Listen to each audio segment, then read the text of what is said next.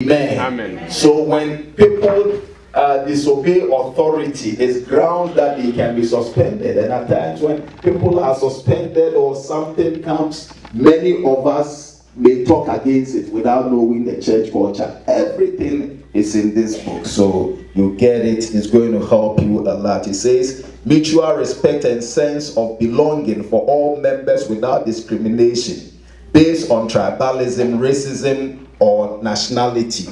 Sacrificial service to the church without expecting pecuniary rewards as much as possible. Total abstinence from alcohol, tobacco, and other hard drugs is in our church culture. Neighborhood churches, small, medium-sized neighborhood churches encourage church planting. Where necessary, mega churches are encouraged. But where we cannot plant mega churches, we start with what? Small churches. Amen. So when we say we are going to start in East, is it West End or East End? West End. Those who don't know church culture, they fight against it. But that is our church culture. Amen. And I pray that when we know all these things, it will help us a lot. Amen. Monogamous marriage is enforced, as well as chastity before marriage. Homosexuality, lesbianism, and other perverse sexual practice is not permitted in the church. I've heard people questioning about it, that when people come into the church and they are this and that, what did they do? We have our church culture. Amen. And we, the leaders, should know and know how the church functions. The church upholds paternity, inheritance, tithe, and offering. Is a church culture. Amen. Faithfulness in giving offering and paying tithe to enhance ministry of the church is emphasized. Periodic teaching on this subject is regarded as very important. So in our various local, knowing the church culture, we should know it. Social activities. The church believes in communal living, with members supporting one another and participating in communal work. The church may also help the entire community by providing social needs such as health services, schools, as well as donation to the needy in the society.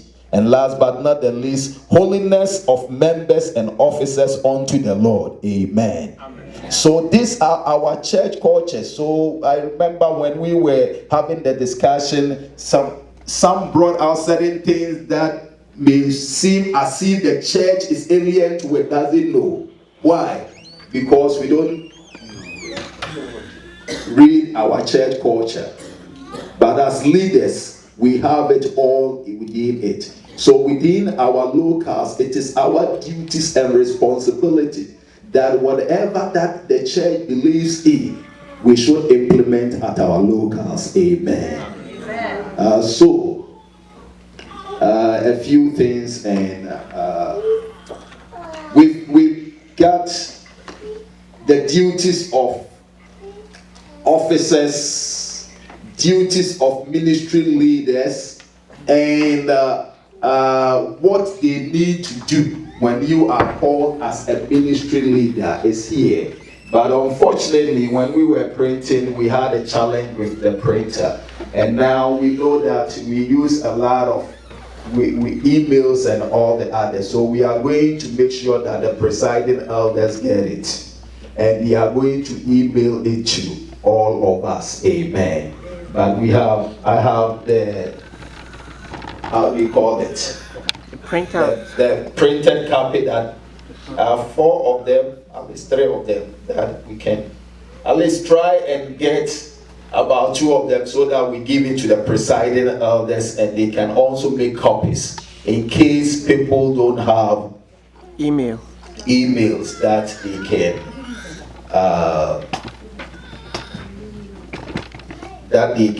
get that information. Amen. So because of time, we're not going to go through all that, But the women ministry, I've met with your leaders and I shared yours with you. Amen.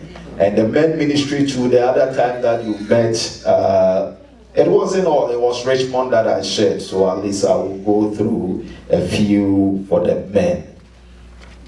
With the men ministry, because we have a challenge with the men ministry in the district. So we want to make sure that it is being resolved. Amen. Amen. There shall be established a Pentecost men ministry, PEMEN, and shall consist of all men in the church.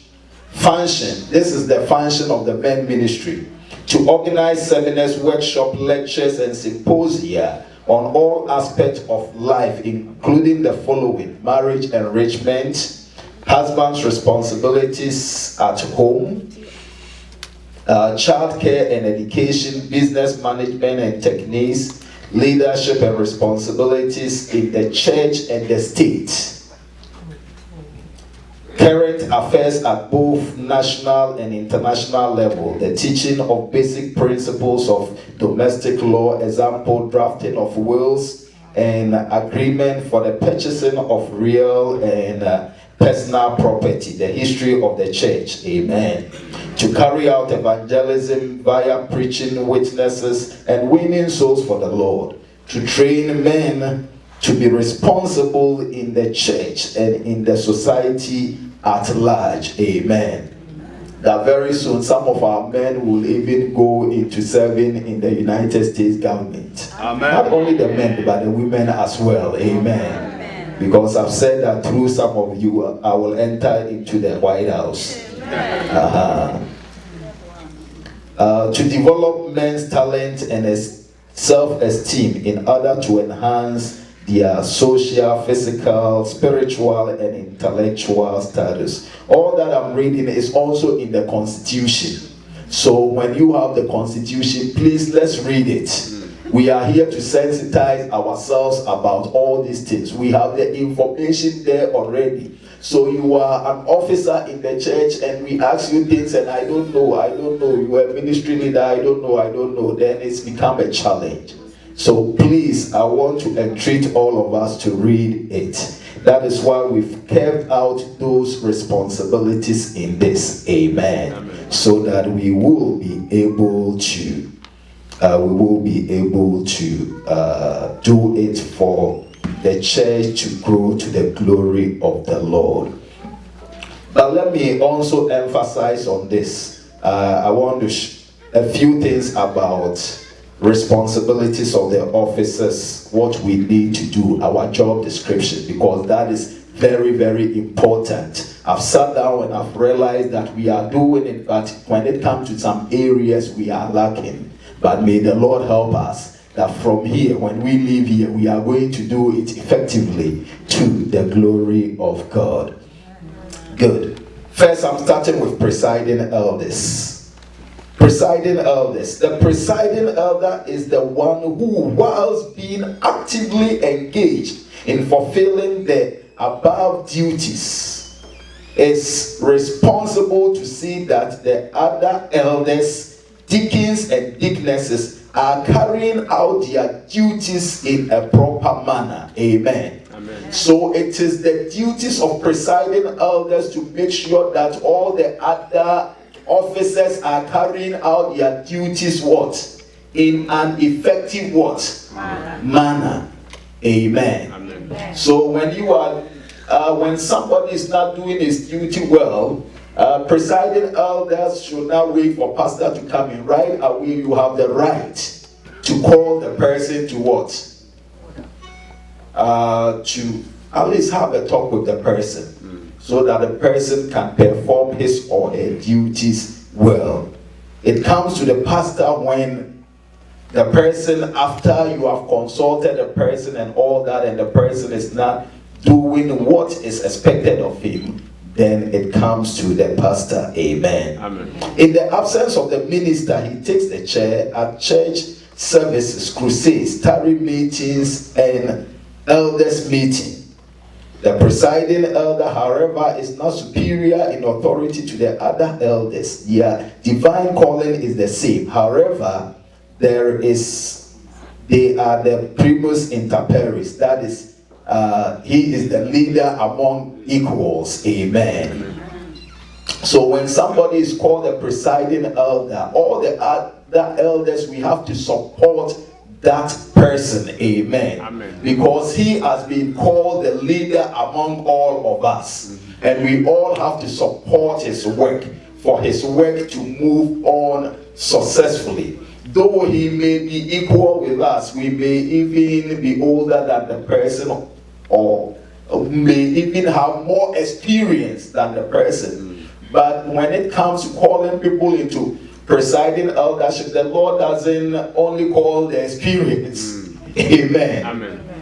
As Church of Pentecost, we believe in praying for the Lord to lead us. Amen. Amen. So when somebody is called into an office, let us all support the person with all our might and all our strength for the work of the person to move on successfully. Amen. Amen. Because this year, I know that almost all our presiding elders, their terms are what? Full. Amen. Amen. So definitely there will be reviews almost in all the assemblies. But I'm preparing us so that when there is a review, we are not going to fight. We are not going to struggle with things. Amen. Amen. But know how the church works. Amen. Amen. But you don't know. The reason why I'm going through all that, you don't know. You may be the next presiding elder.